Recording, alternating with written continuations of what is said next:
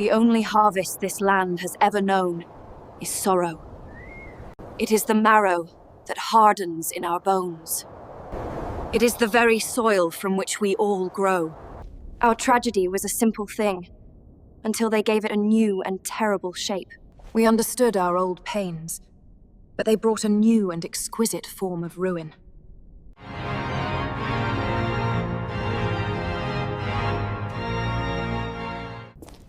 It began with the arrival of a sorceress from another world. She looked upon our deepest pain with the cold eyes of a collector. She wore a mask of incompetence to hide her true, wicked purpose. Her false pity was just a tool to pry our world apart at the seams.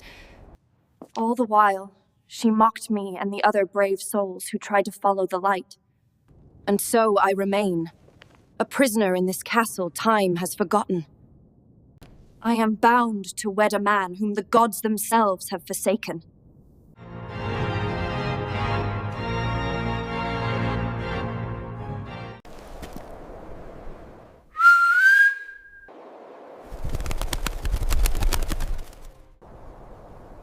My message asks for heroes, for souls unknown who can still fight. Rescue this valley before the final shadow falls upon us all. He was furious, Tess. He went into this wilderness alone and angry because of us. He should have returned to the inn by morning. Burke is a pragmatist. No matter his anger, he wouldn't take a foolish risk.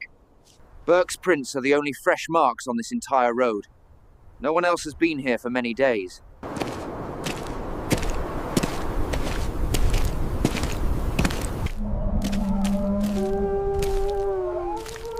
Just listen. A truly magnificent sound.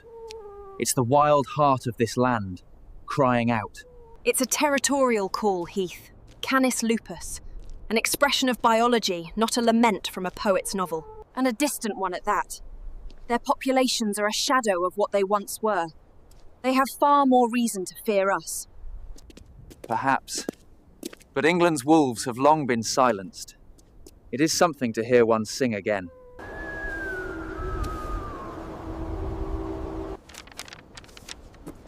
Over here, Tess. I found something. It's a page ripped from his journal. He apologizes for his anger, an anger we provoked with our deception. He was trying to protect us.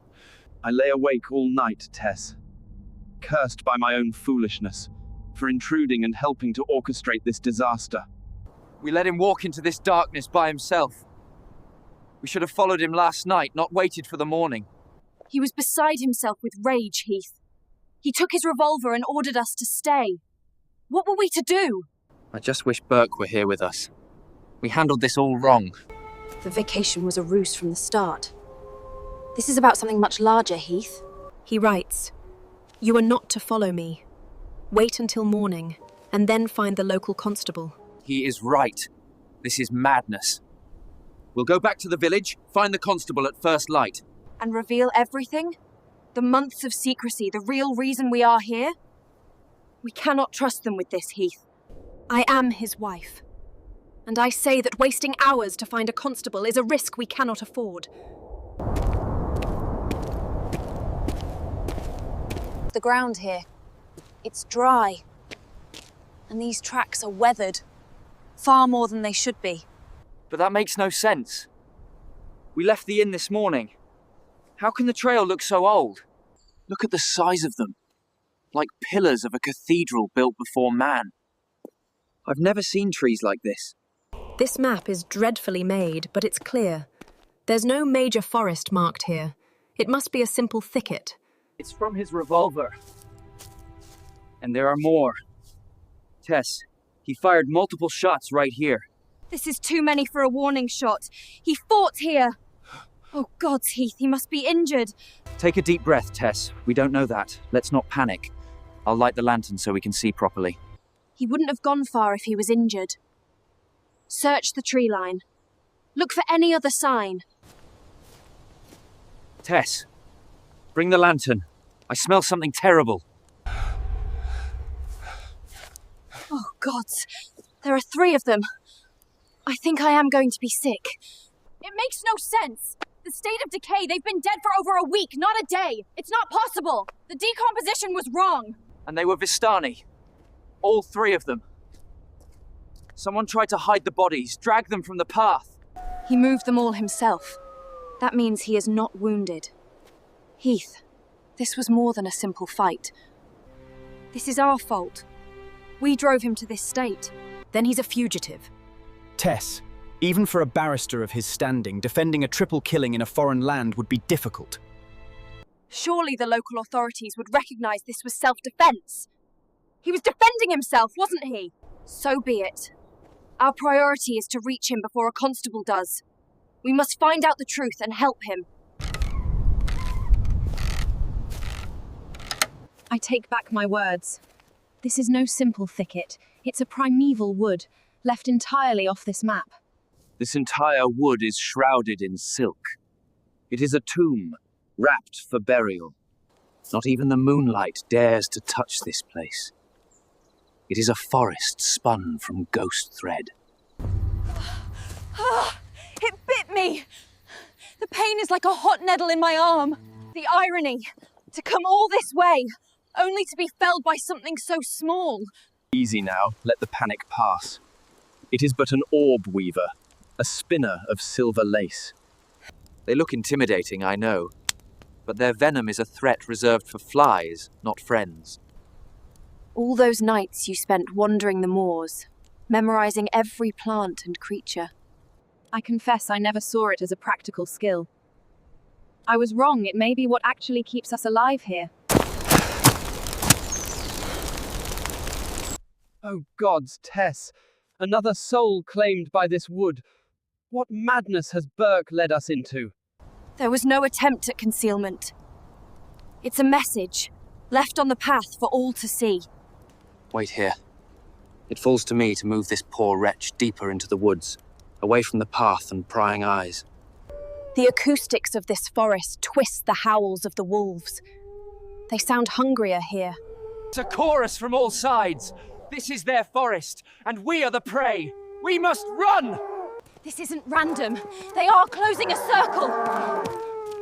It's no use. We'll never outrun them. We have to find a tree to climb. Look at their eyes. They're waiting for the right moment to attack. We are safe here for now. They are not giving up. Leave us be.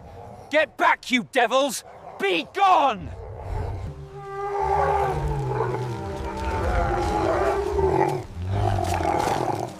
What was that? Their retreat made no sense. It was an organized withdrawal. Those were no mere beasts. It was as if they understood my very words. What manner of master could command such obedience from them? They may resemble dogs, but wolves are wild animals, and hence they cannot understand you the same way I cannot comprehend your poetry. Say what you will, Tess. But for a moment I felt a power within me I have ne'er felt before, a feeling of command, of mastery.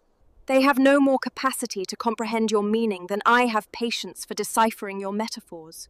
Look, there are distant lights. I do not know what is down there, but I know we cannot go back into that. There is no safer option. Only the unknown versus the monstrous.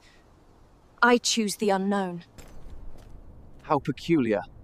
They've placed a few swings along the road, like markers of welcome. It's as if the village itself is beckoning travellers to remember a little joy before they enter. Look closer. That's a gallows. The swing is a morbid, cruel joke. Look at the state of it. The wood is rotted through. It seems a strong wind would tear it apart. Whether it works is irrelevant. That is for punishment. There was a gunfight. The guilty party would end up here. But it's empty, Tess. And it has been for a long time. If they had caught him, he would be here. This changes things. He's out there, hiding. We need to proceed with caution. From this point on, we are merely quiet travellers. This wall was dismantled. Not for the stone, but simply to leave this place open and defenceless.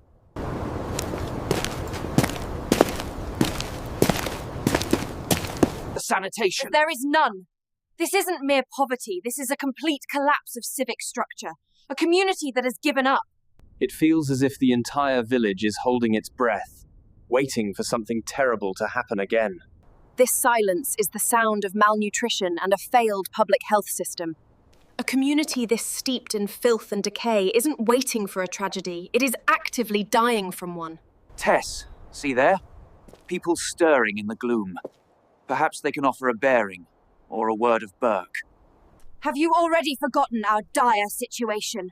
We must not mention his name, lest we all end up swinging. It's a merchant. Knightly commerce would not exist if true danger stalked these streets. Where people gather, no matter how grim, the worst of fears are often kept at bay. Sir, a moment of your time. Could you help us find our bearings in this village? Excuse me. My companion and I are seeking lodging.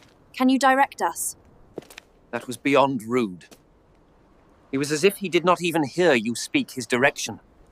Pardon me, good wife. My husband and I are strangers here and seem to be lost. Could you offer any direction? Lost is a choice you made when you passed the gates. The road only runs in, dearie, never out. I can give you directions to the tavern. Or I can give you a pastry that will make you forget you ever wanted to go there. Your husband. Where has he wandered, I wonder? That lovely boy with the sad eyes is not him. This is my husband. He misplaced his ring in our travels. It was a simple oversight. Good wife, a generous sum for one of your pastries, and perhaps, with it, a bit of guidance for travellers who have lost their bearing. Get that useless paper from my sight! My pastries are for coin, not for wiping rags! Bring me silver! Pray, do not be angered. We carry Romanian currency as well, if that is your preference. Oh, you sweet summer child. You wander into the wolf's den and wonder why it will not accept your grass. Your words are like echoes from a forgotten time. As a poet, I must ask you to say more. The world you knew is a dream. This is not a kingdom. It is a cage. Its name is Barovia, and its bars are made of mist and memory. Incredible. The very name of the land is a poem. Your parlance is a treasure. I must hear more. Your eyes see only the fog. This eye sees the threads of what you've lost. That object could be one of the artifacts we came here to find. It might even be able to help us. Please. That eye is a unique piece of folk art. As curators, we are prepared to purchase it from you for a generous sum. I trade in memories and sorrow. Since you offer me only lies, your pretty words are worthless. I prefer the taste of promises. The ring on your finger. That is my price for this trinket. I know why you did it, Tess. But it feels shameful somehow. Burke would not approve of this bargain. Do not speak to me of shame. This eye may be the only thing that can find him. A symbol is meaningless if the man is dead. You should know that, unlike you, my husband is a man of wealth who could buy me a fistful of rings without a second thought. This ring is meaningless if the man who gave it to me is dead.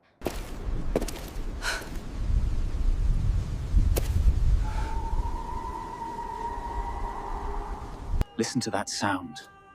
It is a grief so profound it sounds less like a person and more like a spirit wailing on the wind. That's not a ghost, it's human grief. A person in pain may be a person who is willing to help us. We must focus on Burke. Every moment we waste on a distraction puts him in greater danger. Aimless searching is the waste of time.